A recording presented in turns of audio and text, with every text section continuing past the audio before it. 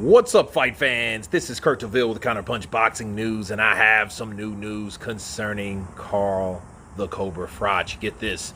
Carl Froch responds to Anthony Joshua's latest post about Rob Mckracken, and he said this. He said, it wasn't Anthony Joshua who ended Rob Mckracken relationship. The former super middleweight world champion claims Anthony Joshua did not sack his coach Rob Mckracken, and that when their partnership came to an end, it was a mutual agreement. The Cobra spent much of his professional career fighting under Mckracken, so has a good insight into his working relationship with former heavyweight world champion Anthony Joshua. He has previously claimed he knows why the relationship broke down.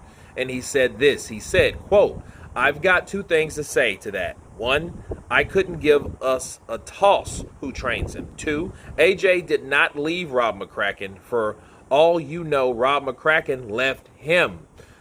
It was a mutual agreement. Put it that way. AJ did not sack Mckracken. He's the boss. Maybe things happened and Rob didn't want to work with AJ. That's why that came about." In the build-up to the first Usyk fight, there were many people around AJ telling him different things, and I think Rob had enough. If I'm honest, I know the situation, and I know for a fact that AJ did not get rid of Rob. Joshua wasn't listening to Rob before they split. If you're not going to listen and have that respect, then the relationship will break down. Rob knew that the first fight with Alexander Usyk would be their last together. Rob's happy not working with AJ anymore because he doesn't want to work with anyone who's not going to listen. Rob's not just going to stick around for the money. Those are the words of Carl the Cobra Froch. And basically what and how Carl is explaining it is that Carl, like Rob already knew that, look, this is going to come to an end because you're not listening to me and you got too many people around you telling you shit probably about me, you know. And I think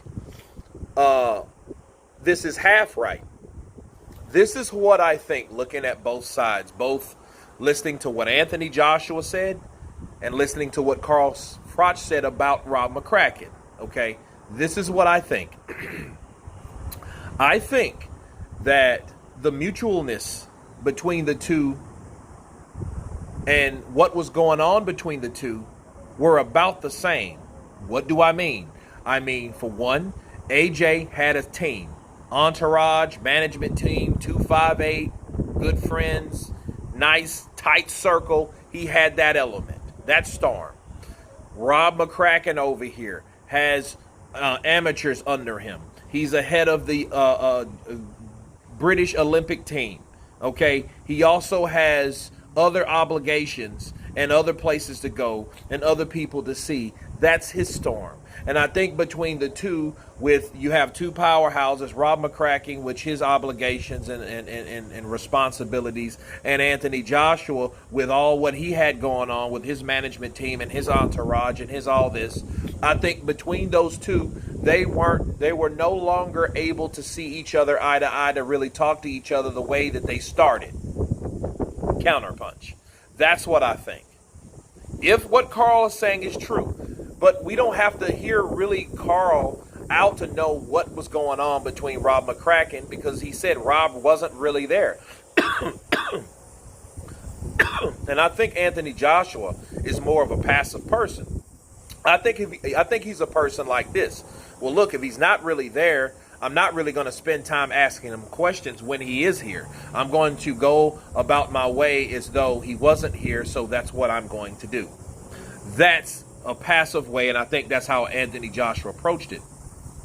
Because talking about, asking him questions or him never being there, him not being in depth with AJ when he needed him to be like he wanted him to be, I think this is the total scenario. The total scenario is that Anthony Joshua and Rob Mckracken just grew apart based on the responsibilities that they obtained throughout their life while still being, in conjunction together. That's what I think would happen to them. Now, it is a surprise to hear Carl say that, hey, Rob's the boss and how he ran things. I don't doubt that, because Rob, he wouldn't be head of the Olympic team if he wasn't a boss, if he wasn't, a trainer. That's what a trainer does. A trainer, oversees his fighter. And I think that, because there's a lot of things we still don't know. We're just learning these new things as we go along.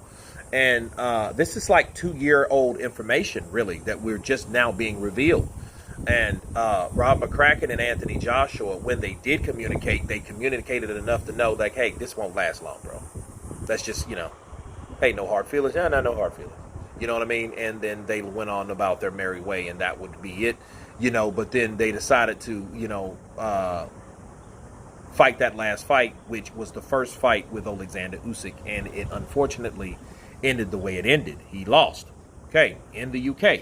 Now, I will say this. We don't really know if that's 100% true, because he didn't win, okay? So had he won, would he be with Mckracken? Had he won, would he got rid of Mckracken? Would he have done what he's been doing? Okay, would he have tolerated, would he have tolerated the whole Rob's never there situation, or I'm just with Angel Fernandez most of the time. What the hell? I might as well hire him, which he actually ended up doing anyway after Rob Mckracken in the second fight the next year of last year, which was 2022. So I think that, Carl may have a point with that. You guys tell me what you think of Carl Froch responding to Anthony Joshua's split with Rob Mckracken. Of course, please subscribe. And you guys been Counterpunch. Peace!